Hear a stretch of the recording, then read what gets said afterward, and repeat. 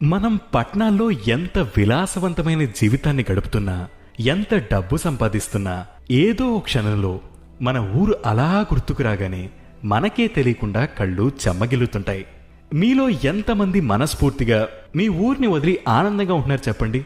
అదేంటో గాని చదువు పూర్తయిన మరుసటి రోజు నుంచి ఒక్కరోజు మన ఊర్లో మన ఇంట్లో ఖాళీగా కనిపిస్తే చాలు, ఇరుగు పొరుగు వారి దగ్గర నుంచి, ముఖ్యంగా మన చుట్టాలు ఏదో దొంగతనం చేసి జైలుకు వెళ్ళొచ్చినట్టు, లిటరల్లీ మన భాషలో చెప్పాలంటే దొంగ కోళ్లు పట్టేవాడిని చూసినట్టు చాలా చిన్న చూపు చూస్తూ ఉంటారు.